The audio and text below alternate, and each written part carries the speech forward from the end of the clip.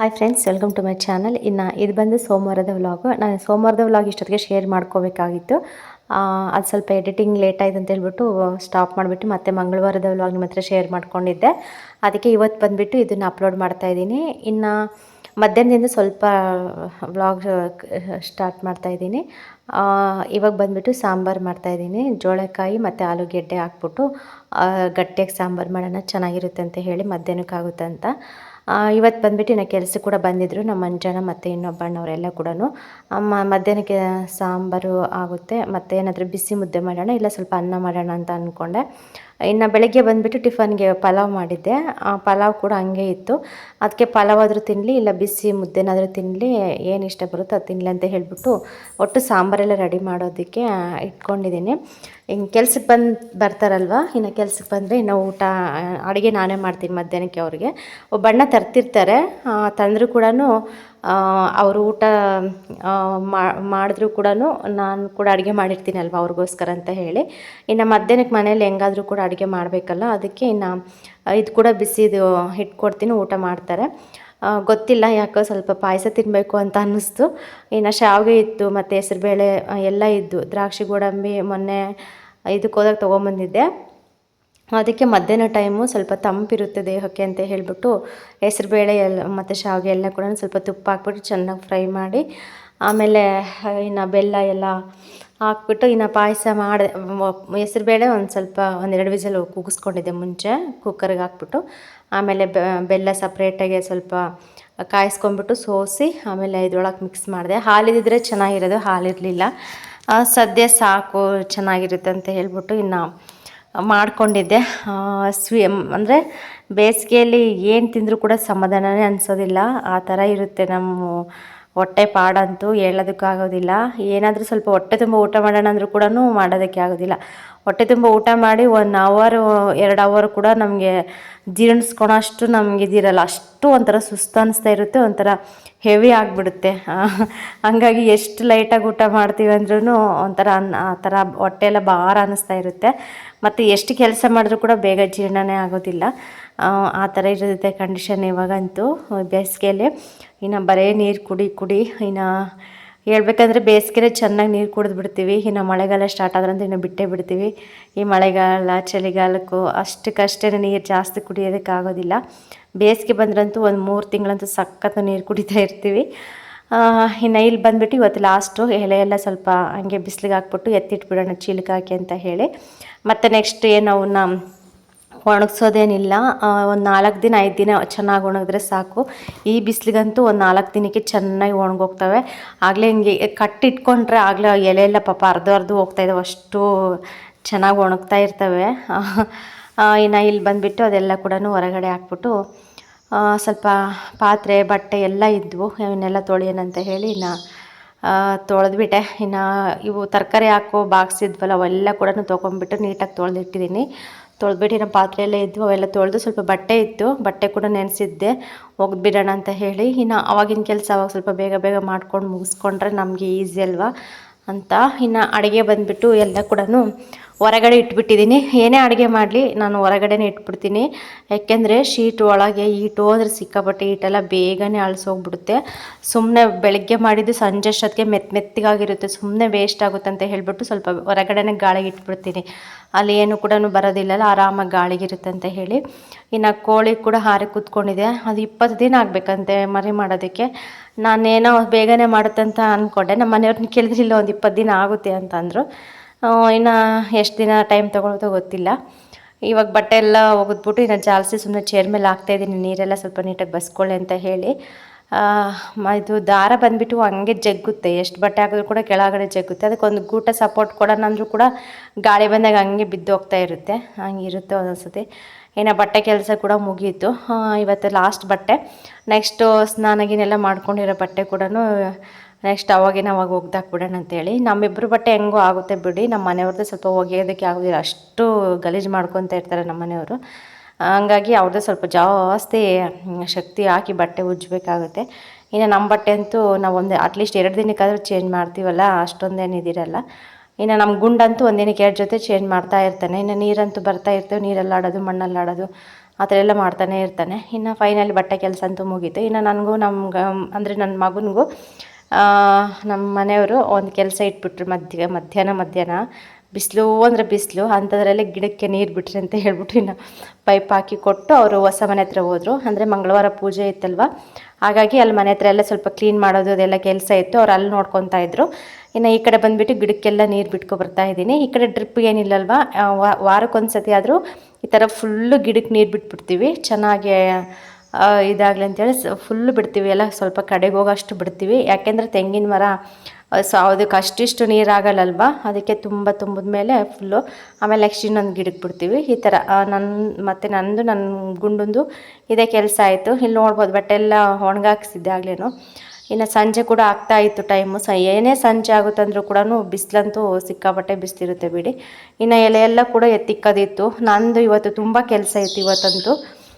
ಇನ್ನು ಗಿಡಕ್ಕೆಲ್ಲ ನೀರು ಬಿಟ್ಬಿಟ್ಟು ಮತ್ತೆ ಹೊಸ ಮನೆ ಹತ್ರ ಹೋಗಿ ಅಲ್ಲಿ ಸ್ವಲ್ಪ ನಾವು ರೂಮಲ್ಲಿ ಇರ್ತೀವಲ್ವ, ಅಲ್ಲಿಗೆ ಹೋಗಿ ಅದೆಲ್ಲ ಕ್ಲೀನ್ ಮಾಡಿ ಎಲ್ಲ ನೆಲೆಲ್ಲ ಒರೆಸಿ ಮತ್ತು ಬಚ್ಚಲೆಲ್ಲ ನೀಟಾಗಿ ಉಜ್ಜಿಬಿಟ್ಟು ತೊಳೆದು ಕ್ಲೀನ್ ಮಾಡಿ ಮತ್ತೆ ಮನೆಗೆ ಬರೋಷ್ಟೊತ್ತಿಗೆ ಸಂಜೆನೇ ಆಗ್ಬಿಡ್ತು.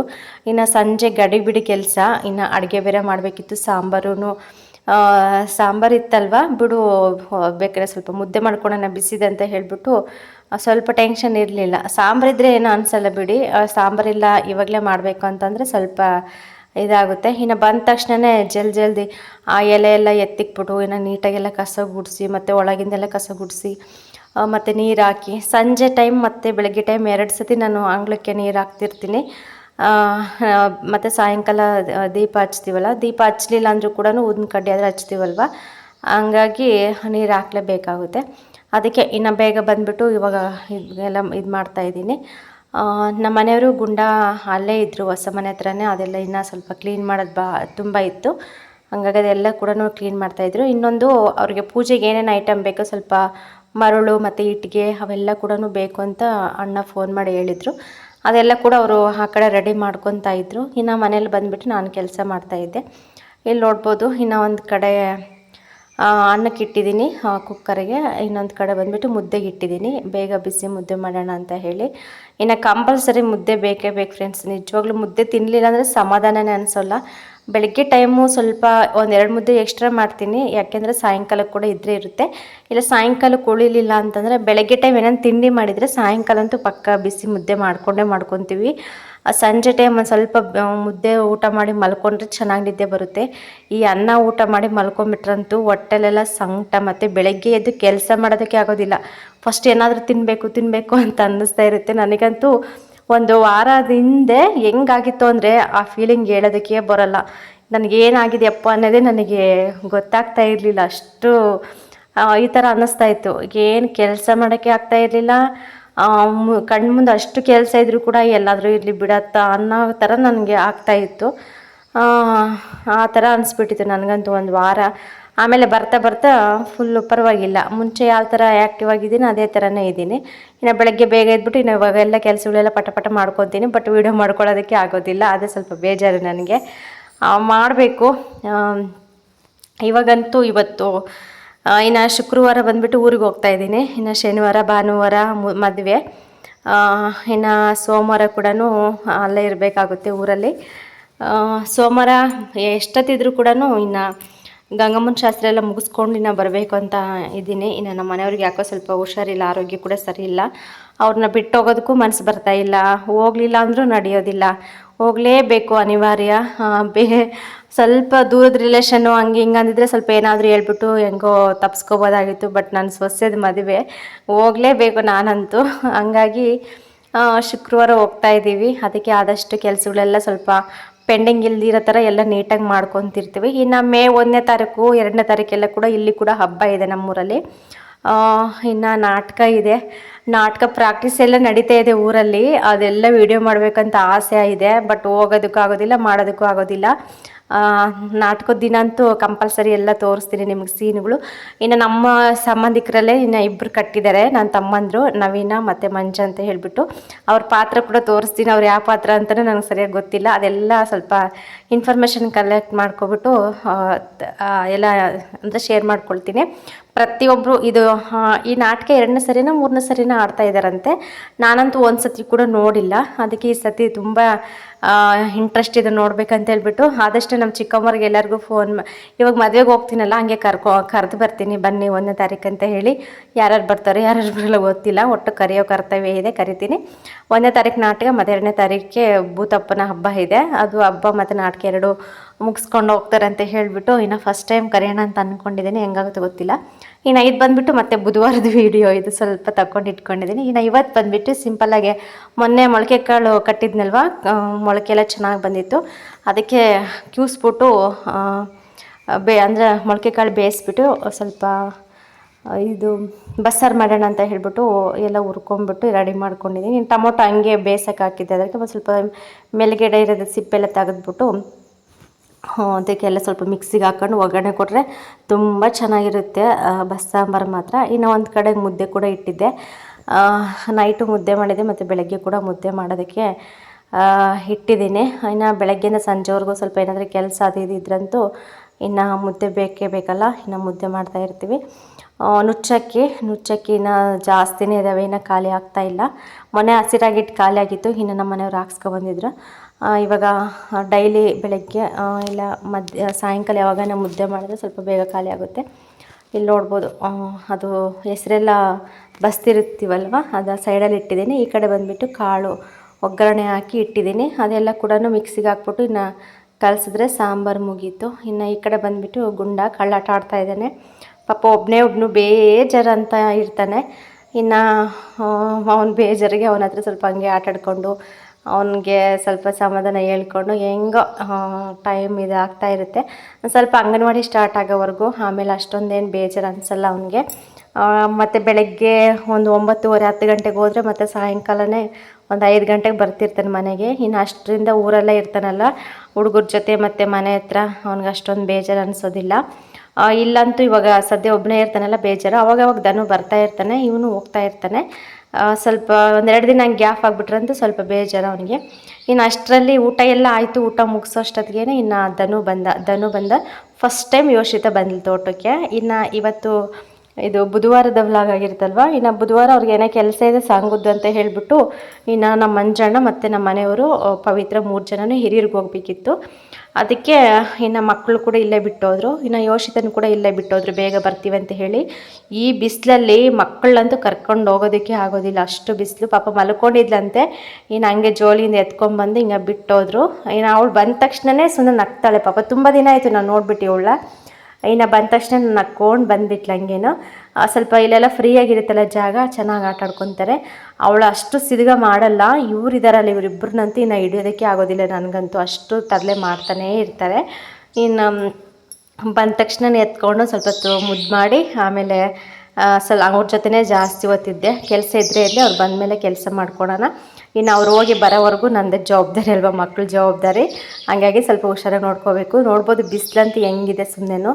ಇಷ್ಟು ಬಿಸಿಲಲ್ಲಿ ನಾನು ಗಾಡಿಯಲ್ಲಿ ಮಕ್ಕಳ ಕಟ್ಕೊಂಡು ಹೋಗೋದಕ್ಕೂ ಬರೋದಕ್ಕೂ ಅಂತ ತುಂಬ ಕಷ್ಟ. ಅದಕ್ಕೆ ಇನ್ನು ಇಲ್ಲೇ ಬಿಟ್ಟೋಗಿದ್ರು. ಇನ್ನು ನೋಡ್ತಾ ಇದ್ದಾಳೆ, ಕೋಳಿ ಕುತ್ಕೊಂಡಿದೆ, ಮೊಟ್ಟೆ ಇಟ್ಟಿದೆ ಅಂತ ಸ್ವಲ್ಪ ಮಾತಾಡ್ತಾ ಇದ್ದಾಳೆ. ಇವಳಿಗೆ ಬಂದುಬಿಟ್ಟು ಇನ್ನು 1.5 ವರ್ಷ. ಎಷ್ಟು ಚೆನ್ನಾಗಿ ಮಾತಾಡೋದಕ್ಕೆ ಟ್ರೈ ಮಾಡ್ತಾಳೆ ಗೊತ್ತಾ, ತುಂಬ ಚೆನ್ನಾಗಿ ಮಾತಾಡ್ತಾಳೆ. ಇನ್ನು ಅಪರೂಪಕ್ಕೆ ಬಂದಿದ್ದಾರೆ, ಏನನ್ನ ತಿಂಡಿ ಕೊಡೋಣ ಅಂದರೂ ಏನೂ ಇರಲಿಲ್ಲ ಮನೇಲಿ.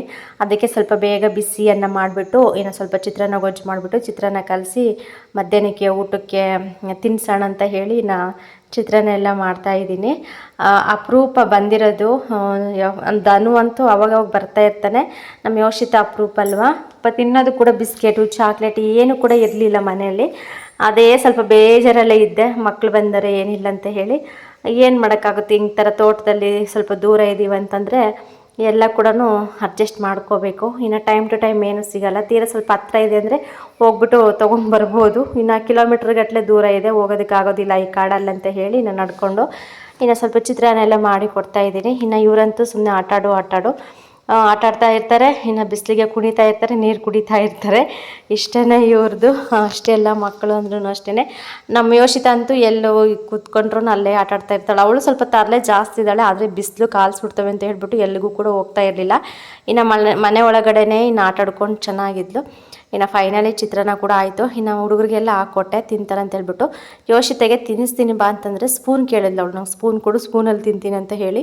ನಾನೇನೋ ಚೆನ್ನಾಗಿ ತಿಂತಾಳೆ ಹಬ್ಬ ಅಂದ್ಕೊಂಡ್ರೆ ಪಾಪ ತಿನ್ನೋಕ್ಕೆ ಟ್ರೈ ಮಾಡ್ತಾಳೆ, ಬಟ್ ಎಲ್ಲ ಚೆಲ್ಕೊತಿದ್ದಾಳೆ. ಬೇಡ ಬಿಡಮ್ಮ ಚೆಲ್ಕೊತೀಯ, ತಿನ್ನಿಸ್ತೀನಿ ಅಂತ ಸ್ಪೂನ್ ಕಿತ್ಕೊಂಡ್ರು ಕೂಡ ಕೊಡ್ತಾಯಿಲ್ಲ, ನಾನೇ ತಿಂತೀನಿ ಅಂತ ಇದ್ಲು.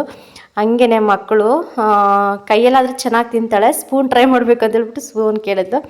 ಇನ್ನು ಕೊಟ್ಬಿಟ್ಟು ಸರಿಯಾಗಿ ತಿನ್ನೋಕೆ ಬರಬೇಕಲ್ಲ ಪಾಪ ಚಿಕ್ಕವಳು ಅಂತ ಹೇಳ್ಬಿಟ್ಟು ಸರಿ ಬಿಡಮ್ಮ ಬೇಡ ಅಂತ ಹೇಳ್ಬಿಟ್ಟು ಇನ್ನು ನಾನೇ ತಿನ್ನಿಸ್ಬಿಟ್ಟು ಹೊಟ್ಟೆ ತುಂಬ ಇನ್ನು ಇವರಿಬ್ರು ಕೂಡ ಹಾಕ್ಕೊಟ್ಟೆ. ಇವರಿಬ್ರು ಕೂಡ ತಿಂತಾ ಇದ್ದಾರೆ, ನೋಡ್ತಾ ಇರ್ಬೋದು.